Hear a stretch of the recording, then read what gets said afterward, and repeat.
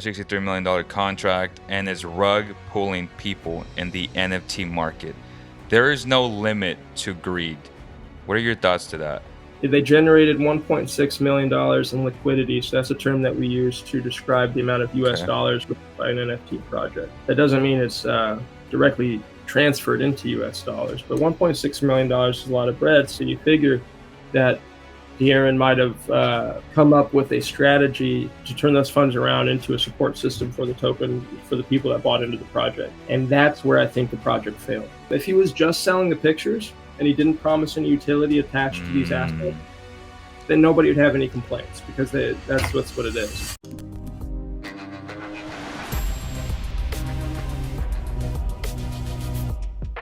Welcome to a special edition of the CK Podcast. I'm your host, Leo Bias, and today we have a very special guest, my guy. We go back years and years, pretty much when I first started doing all this, man. Kamani took me under his wing, and obviously there's a lot of history between us, and today we have him on to talk about the De'Aaron Fox NFT project. To me, Kamani is an expert in this space, and he's gonna shed some light, and that's what I want, because when I dropped the video yesterday, a lot of people pretty much told me, you don't know what the hell you're talking about, and I understood it from a consumer perspective, knowing that if you invested money, you should be upset. But Kamani's here. How you doing?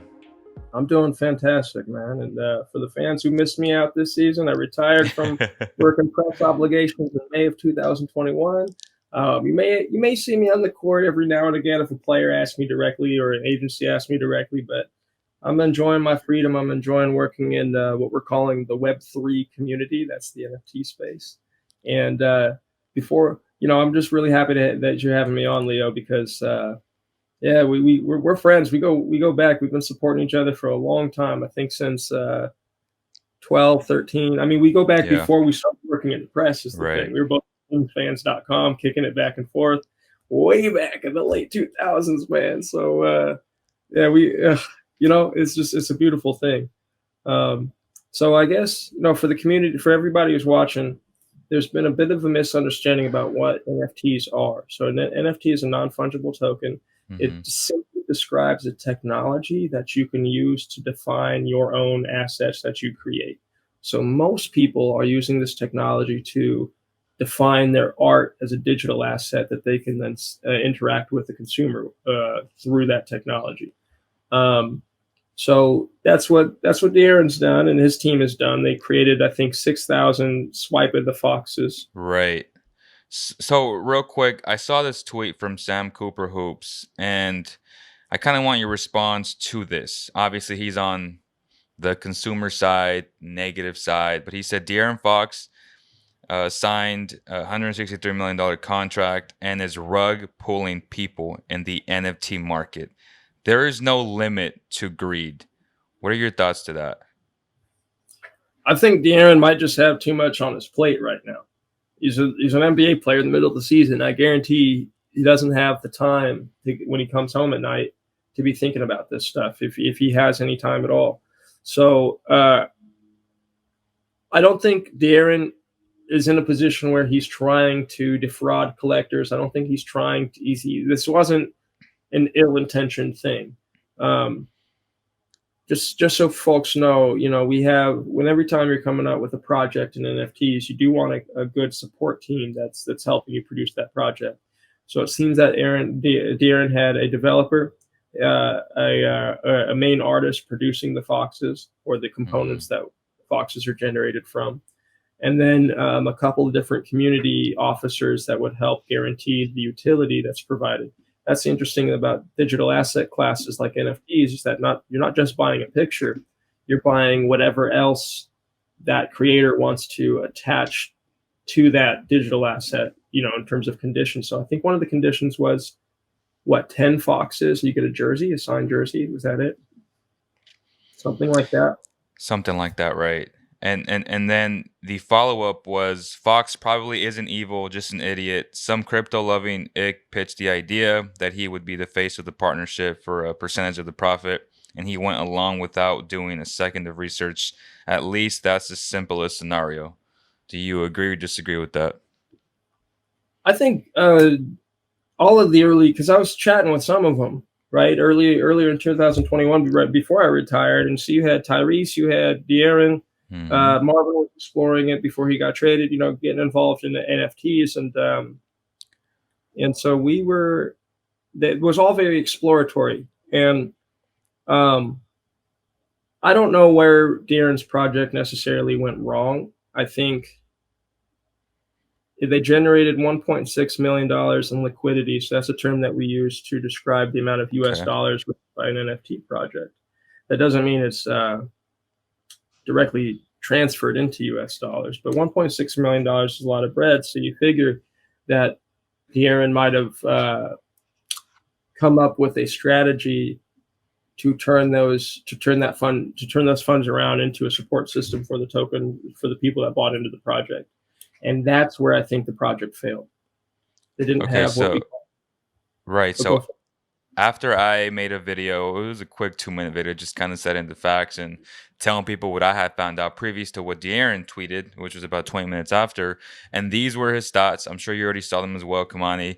I want to address an NFT project we launched recently. The project launch was ill-timed. I delegated certain aspects to the launch of the NFT in an attempt to partner with professionals. We weren't happy with the execution and demand on my time and attention during an NBA season. This project is about a brand that will continue to grow, but I have obligations that I must fulfill to the Sacramento Kings and their loyal fan base. They deserve all of my attention. As I stated previously, I look forward to doing this again the right way and adding value to my NFT holders. I'm excited to learn from the entire NFT community as well. The project will be updated at the conclusion of the NBA season. And then I followed up with, so I said in the video, fans have the right to be upset because they invested their money. Those are the emotional moments. I get it. I also said I didn't believe he stole the money. I did say his reputation was hurting because he took on a project at the wrong time. That still falls on him, right? Like, but to think he legitimately scammed people for money is an irrational response from people who thought he did. He just said the project will be updated at the conclusion of the NBA season. That makes a lot of sense. Fox, again, to me, knowing Fox and his family and his inner circles, he's not a bad dude. He's not a Yeah, scammer. He's a good kid, So your thoughts on his response on Twitter? that's fine. I think he's being transparent and open with the community. He's saying like, "Hey, I can't focus on this now. Give me a few months." That's okay. That's transparency. That's all we ask for. I think going forward for his point of view, we have to apply kind of a mindset of how we work in our own production.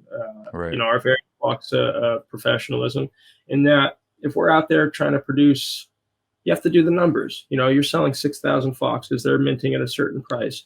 So you come up with the numbers upon sellout, you come up with the numbers on 30%. And then you put those numbers out to the community and you say, hey, when we reach this amount of money, here's what's going to happen. When we reach this amount of money, here's what's going to happen. And that way this doesn't happen. So if he had, we call that a benchmark thermometer, laying out what benchmarks in the project are being reached at certain times. So he raised 1.6 million in US dollar liquidity, and setting out a benchmark system would have been super helpful for his team and then also for himself.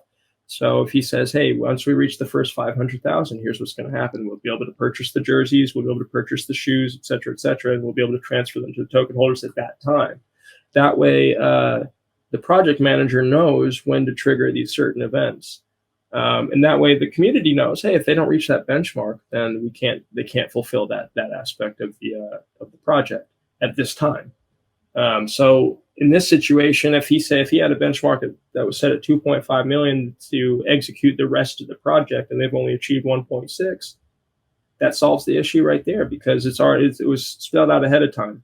So when I buy a token and I say, okay, 2.5 million for me to receive this aspect of the utility that they're promising, and they only reach 1.6, then I'm not being defrauded because I knew the risk when I jumped in.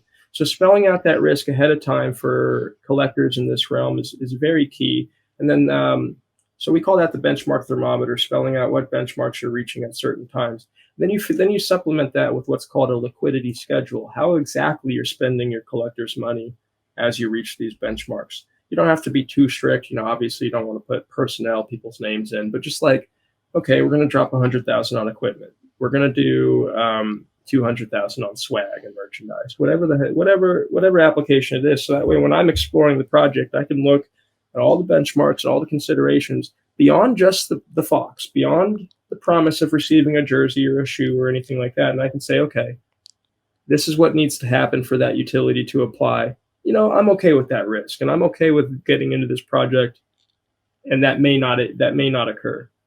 So that would have protected. That's just from a project management perspective. That would have protected him and his name from day one. And if he had hit me up to just write the paper on his project, I would have had all these check marks taken care of for him. So the community, he would not be in this position today if he'd gone through this process with people who know the space. Now, the issue is a lot of the athletes, they want to uplift the immediate community around them, and God bless them for doing that. But this is a very complicated field, and it's not something where you can come in and learn on the fly in 3 months. I did 3 months of research, ever, wrote anything down before I ever initiated anything. So, jumping in and saying, oh, these monkeys are selling for $200,000. I want to do a Fox. Bless them. Like, that's the thing. That's the facts. That's crazy to hear, but it's true. That's what it is. And so, you're like, okay, I got my name, I got Fox, I got the swipe of the Fox. It all makes sense.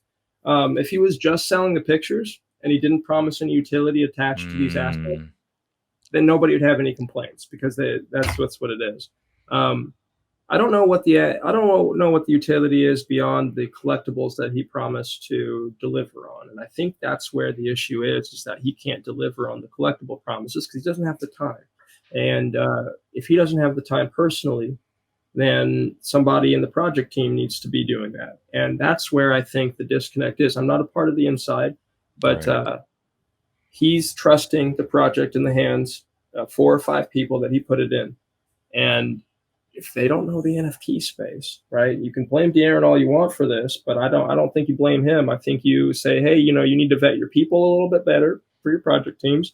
And then also the people that hyped themselves up and went to De'Aaron and was like, hey, I know this stuff. I know how to do this. That's the other aspect of this, because it's probably somebody he trusted, probably somebody that he felt gives him good advice. And now they got him in this mess, and of course he's going to be the face of it. He's the star player of the Sacramento Kings. So, I feel for him in that.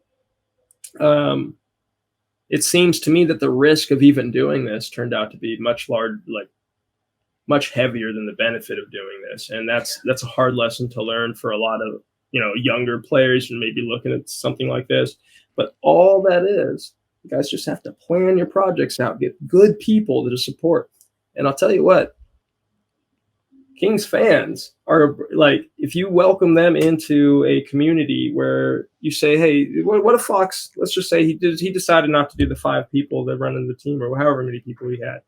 He had like a good project manager, the artist and the developer, a good 3-person team. And then he formed a decentralized autonomous organization around the token holders where he could filter tasks to everybody who's holding one of these non-fungible tokens. That's what these Foxes are. So we call them token holders when they buy into a project. So you can actually form a governance initiative around everybody who's part of that club. And in that governance initiative, you can actually pay people to do the things pay people for the coverages that you're lacking in. And incidentally, Leo, you could do this for CK too. It's beautiful. So we'll chop it up off the call eventually and figure out, but so it's all about strategy. It's all about project management. It's all about keeping up with the technology. And I think one of the things is my standard is just do 3 months of research before you step into a position of authority, because that should be the baseline, right? And I think for De'Aaron's part, he might have done the research himself, but clearly somebody on his project team misrepresented themselves and their capabilities, and now he's wearing the face of it, and that sucks. Right. So yeah. I agree 100% with just doing the research aspect. It's just for me who got into stocks. I think I had a great opportunity in 2020 to buy Neo, which is like the Chinese Tesla, at like 250. Yeah, at about $3,000. I didn't pull it because I wasn't comfortable because I hadn't done my research on just the whole stock world. Hindsight 2020, if I would have put that, I would have made like $65,000. But I wasn't prepared for that. And I think that's where, you're talking about where these young kids are, oh, I got $1,000 that I saved up. I'm just gonna throw it in there. I'm excited. But they don't really know what they're doing with that money. And I think a lot of these people got caught in the excitement moment of, oh man, you put 1,000, you might make 10, or you might 10 extra money. And these are the misinformation and just those aspects that you should always do your research, man. Yeah. It's crazy to me, bro. Like, I feel bad for them, but I mean, just do your research, man. I'll tell you this though, even the fact that the project might be considered a rug pull in the short amount, and the rug pull is just what it sounds like. Somebody pulled the rug out from underneath you. So collectors had certain expectations, certain idealizations about the project that are not being met within the time frame that was promised. So that's what the issue is. It seems to me that the expectations are still going to be met, but De'Aaron's going to wait till the off season so he can dedicate the full amount of time to that. What's interesting to me is I think despite all of the issues with the collection, he's still in a very historically significant position, meaning that I can count the amount of NBA players that have minted NFT collections on like two hands. And I don't think many of them have done, animal collections. And even that said, none of them have animals in their name. So you think about a collection called CryptoPunks that was released in 2017. These things are these. You guys have seen them. They're pixel art heads. Mm-hmm. Right? The only way they don't have any utility attached, but they're selling for 600, 700,000. Now, the only reason that those have value is because in the asset class that I'm talking about, they're one of the very first instances of somebody trading art that way. So they're worth 600, 700, 800,000 in value because they're historically significant. So I'm not trying to help Fox sell his project or nothing, but what I'm saying is that even though you might not have your expectations being met in the immediate, as in terms of store value potential, and I want to be clear, it's not financial advice, but in terms of store value 100%. potential, you could, like just holding one of these things for a year or two might catch some fire for you, especially if you got in at like $200 or whatever, So, so are NFTs like stocks where I tell people this all the time, like if my stock tanks today because of all the, bad stuff going on with Ukraine and Russia, and I understand the validity of things, like if my stock that I put $5,000 in, why would I sell at a huge dip when I can just keep it and wait a year or two until it gets back to its price and potentially, skyrockets the original idea of investing? Like, is that how NFTs work as well? Like, so if I had bought a Fox or whatever, like, is there a chance that digital asset that I bought could be worth more money, say in 2 years, if Fox becomes an all-star, if he becomes an MVP? Like, are those the things that, all these people who are angry that the project got, canceled or whatever, are those some of the things that they should be thinking about? Absolutely. Oh my goodness. Can you imagine if he wins an MVP or the Kings go win a championship or something? You're talking about one of the very first NFT projects minted by an NBA player, right? And then that player goes on to see incredible, he's already successful, but he goes on to see incredible benchmarks of success in his career. That this collection becomes sort of a measurement of value on that success and how people want to be associated with it. So just like store of value, same thing with stocks. Store of value is the number one consideration. If you're looking at NFTs as investment opportunities, then you need to be reading the market for store of value and not necessarily the utility that's attached to the token. If you're looking to join a project as a community member, then you do look for utility. And I think a lot of the folks that jumped into his project as community members were excited to be a part of what's going on. Things aren't moving as fast as they wish. So that's why it's a rug pull. But There's a couple of projects that were absolutely rug pulls, meaning that they raised 20 to 80 million dollars, and then you Wow. never heard from those people again because So the once they, project just like ended? well, yeah, there's one called. I want to be very careful here because I don't want to disparage any project, but I think there's a Penguin project where that happened. They raised like $25 million, and then the founder of the team, the devs, you never heard from anybody again. They moved to Costa Rica or something. So instead Oh. of that happening with the Aaron's project, that's a true rug pull. That is somebody promising utility, promising community involvement through this collection, and then not coming through on those promises whatsoever and never making themselves available to answer for it. And that's where we do need some regulation in place because that's just straight up fraud, you know? So that's why I always say, like, Okay. if we're doing massive collections, we do need, I think a standard for what we're doing is that benchmark thermometer we're talking about. So Fox's collection has the potential upon sellout of raising $3 million. Well, tell us what you're going to do with all 3 million, you know, down to the department it goes to, because at the end of the day, you're raising money from a community. So the community should have, just like you would be presenting to an investor where you're seeking $4 million and all the details that they'd want, make those available to the community as well. So it's a good lesson. I think it's a great lesson for anybody looking to get into NFTs in terms of setting the utilities for the assets that you're offering to the market in a way that you can execute, that you yourself can execute if your name's on the project. Yeah, also maybe just keeping a looser project format where you're not promising deliverables on certain days where that's conditions that are outside of your control. So do windows of time rather than specific hard deadlines. That would have helped out De'Aaron a lot too, because if he's like, hey, well, we'll do the jerseys by the end of summer. Great, gives him a huge window of time to get that done. Yeah, he could get it done early. He could get it done next week, right? But so yeah, I'm not disappointed in De'Aaron. I'm not anything. It's just this is all new. It's a new market. It's a new technology. It's a new way of defining your assets as a creator in a way that you can sell them to the market, and you can do it with pictures like a Fox. You can do it with music. You can do it with anything that you think has market value. So Okay, perfect. So full circle, just to wrap it up, I want to be respectful of your time. So both you and I are in agreement that he didn't scam anybody, right? Like, no, he's been very transparent. He's been very clear and clean to the community.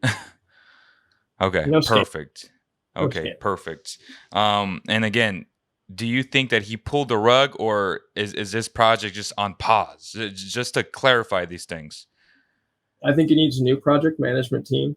Right. From just So if he gets a new project management team, would that be like a whole new project, or would it be a continuation of this original one?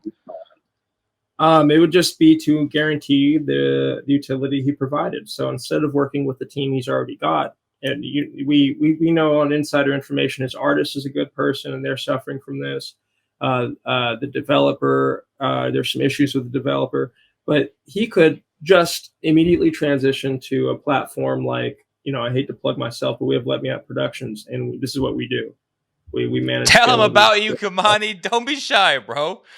Yeah. So we do scalable endeavors on the blockchain. So I'm doing a TV show here in Sacramento, right?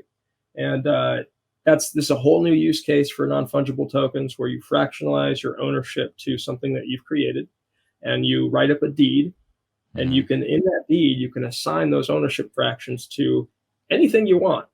It's the same sort of precedent that exists in a will. So, Leo, God forbid something happened to you, you can't run Cowbell anymore, and you say 50% of Cowbell goes to Manny and 50% to your wife. And you say, my wife gets the 50% contingent on having all 7 of my original Harry Potter books. We use NFTs in the same way. We can use NFTs in the same way for conditional ownership assignment. Wow. I'm doing a TV show, man. It's a great system. Super. Are you gonna host it? Or are you like producing it, directing it, or? It's a mockumentary style sitcom focused on a sports media circuit covering the worst professional basketball team of all time. It's all fictional, so But yeah, it's based on my real experience. That is funny. That is great stuff, Kamani. Well, again, Hey, I know you're a busy man. I'm so thankful for this. I hope that this was very enlightening and it clarified a lot of the misconceptions and misinformation out on the internet because we know Twitter is a very toxic place. So let's yeah, just leave it at that. yeah. Leo, thank you for having me on, man. It means the world. Where can people follow you, Kamani? At the Kamasta on Twitter. If you're interested in our NFT offerings and approach, we're at LMO Pro on Twitter. And then if you're interested in the show that's focused on sports media circuit in Sacramento, covering a fictional professional basketball team, that's LMO_press pass. And just in case anybody from the Kings watches this, it's all good nature. Y'all should get involved in the show. We having fun. All right. There it is, y'all. Again, huge shout out to Medici Sacramento for always supporting the Cowboy Kingdom platform right across the Golden One Center. Make sure you guys continue to support your local businesses. So, on behalf of the entire Basketball Zone Cowboy Kingdom family, we thank you guys and we'll see you on the next one. Peace.